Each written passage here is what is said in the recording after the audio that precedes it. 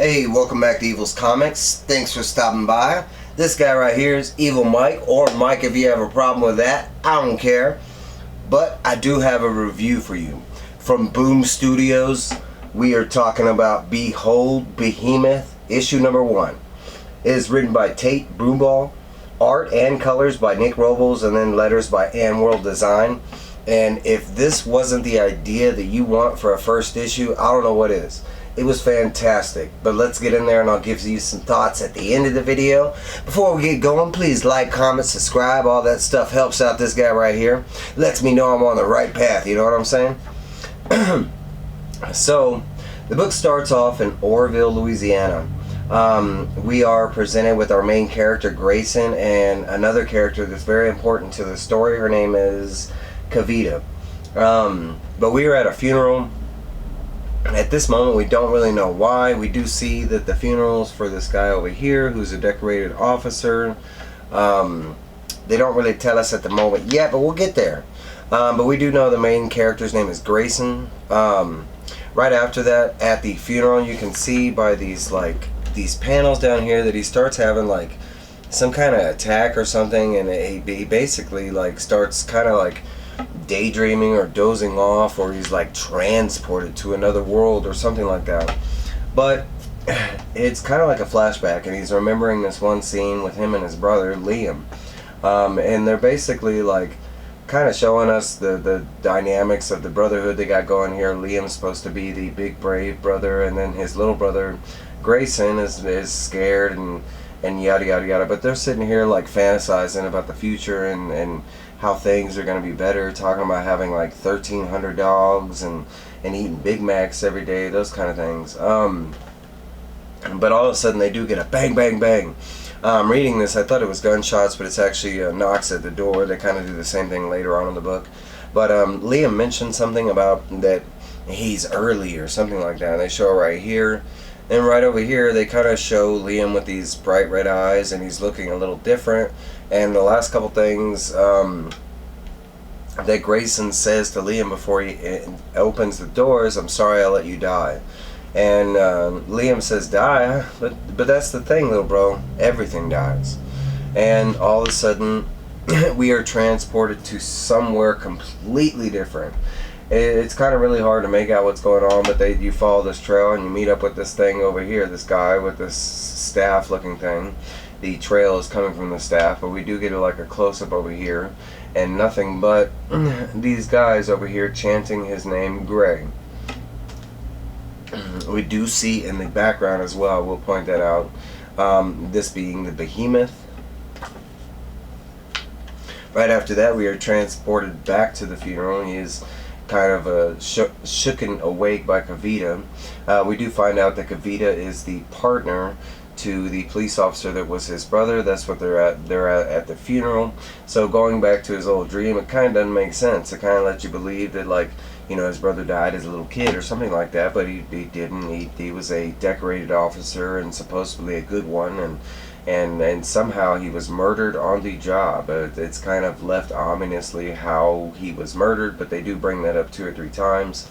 There is some talk about the flag, that Grayson is the one that's supposed to receive the flag, and he wants to give it to Kavita, being, you know, Liam's partner and everything. Kavita eventually convinces him to keep it, and also convinces him that he needs a hard night's sleep because he's looking a little more like a zombie kind of thing. She tells him she will check back up on him, and this story moves forward. We get this awesome spread. They're talking about the world dying, and he kind of mentions, like, do you ever feel like, you know, we're getting to that point where the world's dying and no one's saying anything? And then they show this scene, and it's just a forest that's been, you know, recently burned, maybe with some mountains and a beautiful horizon skyline in the background. But, you know, from different perspectives, you could always say that the look of that, you know, our world is kind of dying, partly and due to us, right? We suck. Next up, it goes to, I would assume, the next day or maybe later on that day, but we were catching up with Grayson in his work life. It turns out he is a social worker, and he is stopping by the Wyatt house. They have gotten several calls, and he is diligently, double checking on the calls. We don't really get, what the calls are or anything like that. He is greeted by Mr. Wyatt. It seems like they both have a friendly, relationship, as far as, like, you could tell Grayson's been here to check on the family and stuff like that. They do mention that there have been several reports involving Mr. Wyatt and the kids that he is watching. Seems like this is like a foster family home, Mr. Wyatt being the caretaker. It is never said, but it kind of looks like he is drinking the whole time. He does mention, and they show that they went to Ash Wednesday, that he is taking the kids to church. It is kind of, I don't know if it's really brought up, but as far as how many kids are in the house, they show at least 3.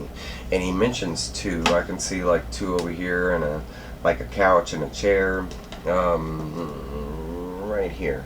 But we also meet another one of our big characters, because while this is going on, and Grayson mentions that this isn't just a social call, that he has to double check these accounts. Mr. Wyatt's like, well, this isn't a social call, like, you got somebody like said something about the kids, and evidently the kids have come either going to school or missing school, and that they've been reported being hurt, kind of thing.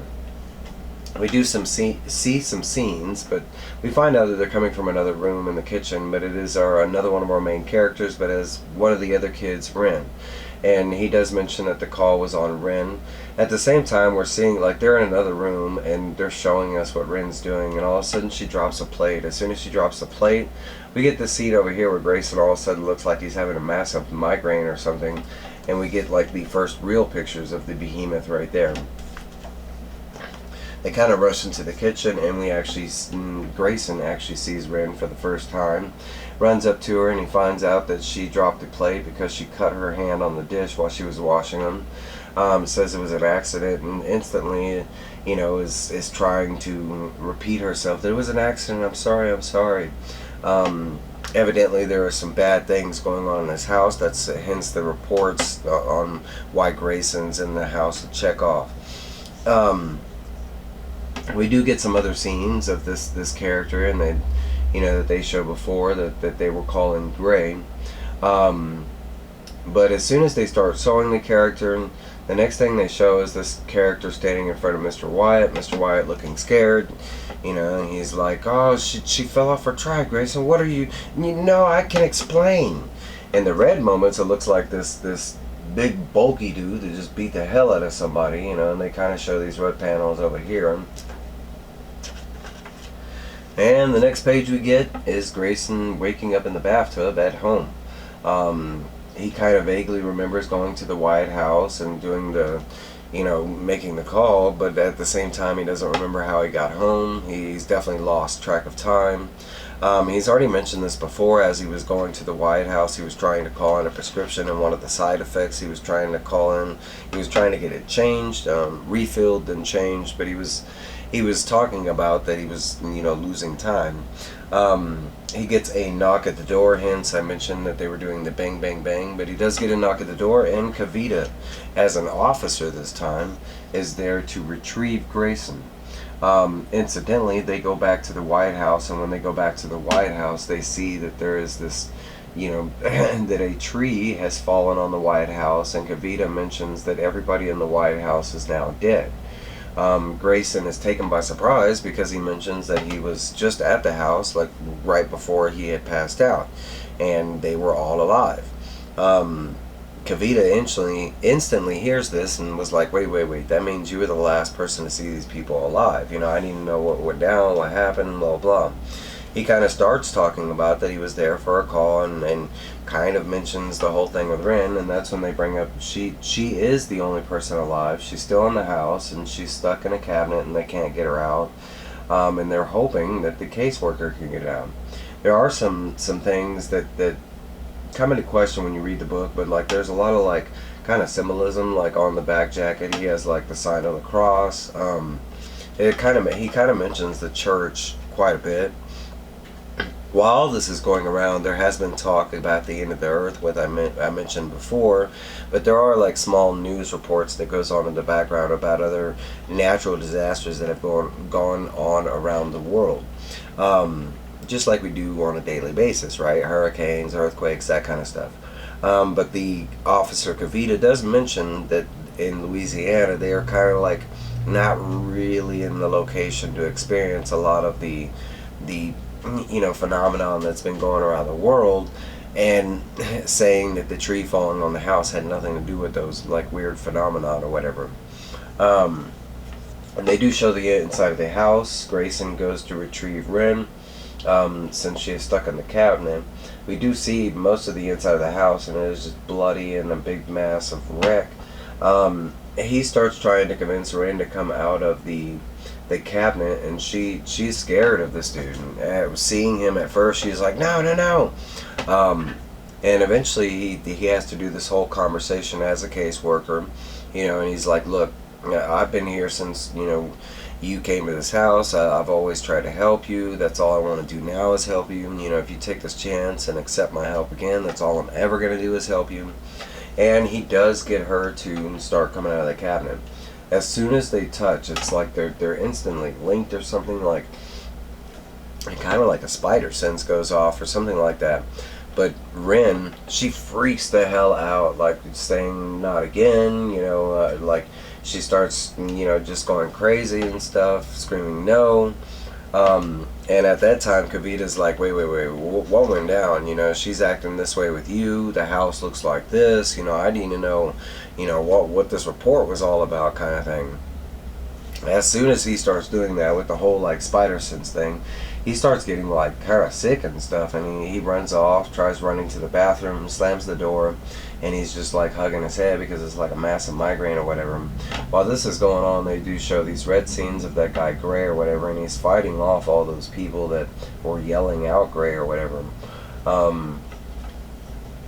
Eventually, they show Liam, his brother, like kind of like in a hallucination form or whatever, and he just explains to his little brother that it's going to get a lot worse. And the last thing we kind of see until we get to the next thing is like, just all these people chanting Gray, and he's kind of falling into this weird chasm that turns out to be the Behemoth. And that's kind of all we see is just Gray like falling and falling. It looks like he's falling into the Behemoth or something like that. Or it could be the other way around, that it makes it look like he's turning into the Behemoth, right? And bam, we get the next page, and he wakes up in his bathtub again. Doesn't remember the loss of time or how he got there, kind of thing.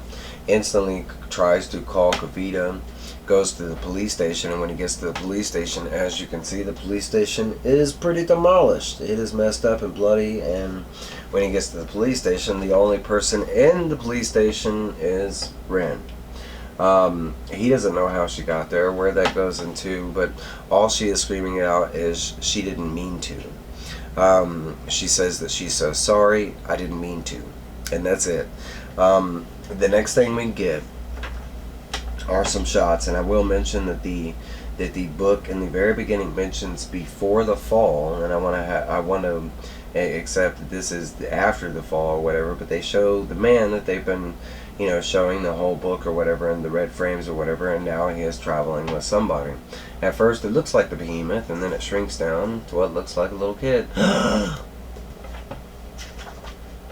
there we have it. It looks like Grayson and Ren are connected, and it looks like all along Ren was the Behemoth.